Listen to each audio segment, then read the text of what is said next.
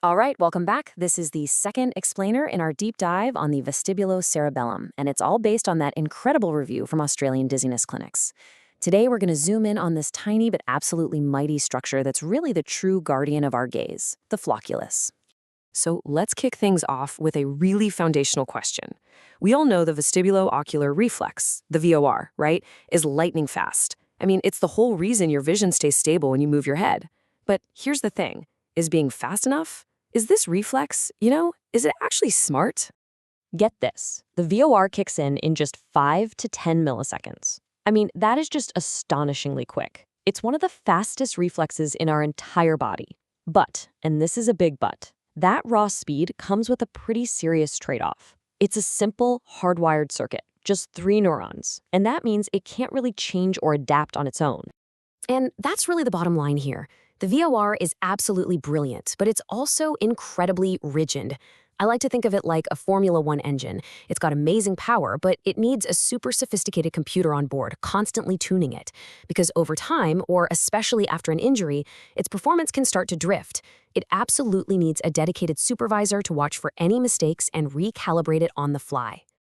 So what is that supervisor? Well, that is the hero of our story today. It's the flocculus. Let's get to know the true guardian of our gaze. Okay, so here it is. You can see it highlighted right there. That's the flocculus, just kind of nestled on the underside of the cerebellum. And look how close it is to its functional buddies, the nodulus and the uvula. Now, this location is absolutely not an accident. It's basically the perfect spot for a neural command center. And this diagram just shows you exactly why that location is so critical. The flocculus is really an anatomical bridge. Think about it. It's getting all this vestibular info about how your head is moving, and at the exact same time, it's getting visual feedback about what your eyes are doing. It's the meeting point, the nexus, where what your head thinks is happening meets what your eyes actually see. Okay, so how in the world does this little bundle of neurons pull off such a complex job? I mean, what's its secret weapon for learning and adapting? Well, let's dive right into the mechanics at the cellular level. The absolute star players inside the flocculus are these incredible neurons called Purkinje cells. I mean, just look at those amazing tree-like branches. Now, what's so critical to get here is that these cells are the only output from the cerebellar cortex, and their one and only job is to inhibit, basically to dial down the activity of other neurons. They're like the brakes of the system. Now, this is where it gets really fascinating. Enter the climbing fiber. Each one of those Purkinje cells gets input from just one of these fibers, and it literally wraps around it like a vine, ready to deliver this incredibly powerful signal. And that signal, you can think of it as the oops message. It fires whenever the VOR screws up and causes what we call retinal slip. That's just a tiny, unwanted smear of an image across the back of your eye. That's the error signal. And that error signal is the trigger. It kicks off the core learning mechanism of the whole cerebellum, something called long-term depression, or LTD.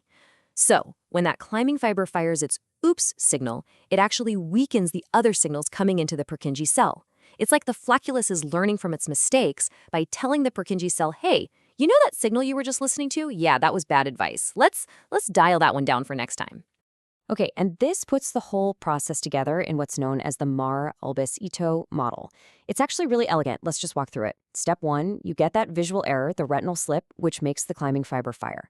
Step 2, that triggers LTD, which makes the Purkinje cell less active.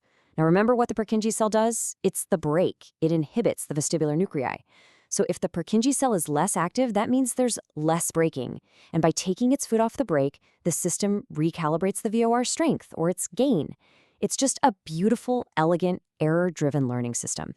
So we've got this incredible learning mechanism. Now let's look at how the flocculus actually uses it to do 3 completely distinct but clinically vital jobs that all help keep our gaze rock steady. Okay, first up, VOR gain modulation. Basically, the flocculus has to be the master controller, able to turn the reflex both up and down. So, for example, if you have an inner ear injury, the signal's weak, and you need to gain up the VOR to compensate. But on the flip side, what if you put on minifying glasses? Well, now the world seems to move less when you turn your head, so the VOR is actually too strong. The flocculus needs to step in and gain down its output. And the amazing thing is, it handles both jobs perfectly. And right here, this is the critical clinical takeaway. If that flocculus is damaged, the VOR gain gets stuck. It's just frozen. The entire learning mechanism is broken. And that means all those vestibular rehab exercises we give our patients, the very exercises designed to drive this adaptation, they just won't work. The patient can't get better. Okay, the second huge job for the flocculus is VOR cancellation. Now, this might sound weird, but sometimes you actually need to turn the reflex completely off. Just imagine you're watching a bird flying across the sky. To track it smoothly, you need your eyes and your head to move together, right? But what does the VOR want to do?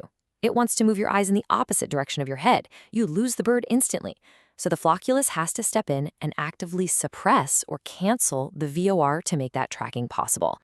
So the obvious question is, how does it know when to do that? Well, it all comes down to a mismatch signal. The flocculus kicks into cancellation mode when it detects a conflict. Your inner ear is screaming, we're turning right, but your visual system is calmly reporting, nope, the target is perfectly still right in the center of our vision. That conflict is the exact cue the flocculus needs to step in and say, okay, VOR, you can stand down for a moment. And that brings us perfectly to the third key function, smooth pursuit. This is super closely related to VOR cancellation. It's simply the ability to keep your eyes smoothly locked onto a moving target. And for this to happen, the flocculus, along with its next-door neighbor, the paraflocculus, is absolutely essential. So naturally, when this system breaks down because of floccular damage, you get a classic clinical sign. Instead of that nice, smooth tracking motion you'd expect, the eyes just can't keep up. They make this series of little, jerky, catch-up movements. We call it saccadic pursuit, or sometimes cogwheel pursuit. Okay, now for what I think is the best part. All of this incredible physiology has a direct, practical payoff right at the bedside. So how do we, as clinicians, actually test the health of this guardian of our gaze? Well, we test it with something called the VOR suppression test, and the finding here could not be clearer.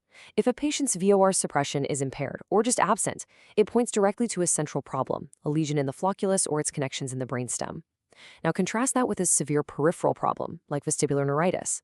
Even in that case, the patient can still suppress their VOR just fine because their central cancellation machinery is perfectly intact. It's just such a powerful localizing tool for us.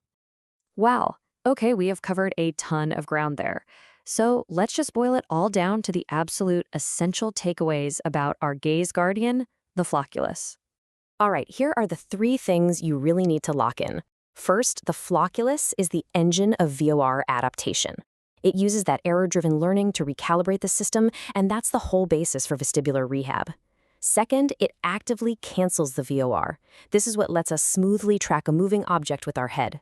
And third, and this is the big clinical one, a failure of VOR suppression is a rock-solid sign that points to a central problem in the flocculus, not a peripheral one. So, we've seen how the flocculus just masterfully solves the VOR's calibration problem, right? It keeps the gain dialed in perfectly. But the vestibular system has another huge challenge, and this one is all about timing.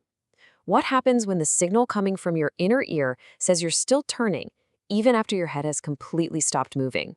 Well, that's exactly where we're headed next. In our third explainer, which is all about the nodulus and velocity storage, we're going to explore how the brain brilliantly solves this timing mismatch. And you're going to see how the failure of that system produces one of the most bizarre and clinically distinctive forms of nystagmus, that rhythmic involuntary eye movement that you will ever see. Hey, thanks so much for joining us for this part of the series. If you want to explore more topics just like this one, all about dizziness, vertigo, and imbalance, and to get your hands on some great clinician and patient resources, head on over to AustralianDizzinessClinics.com. And of course, please don't forget to subscribe and leave us a rating.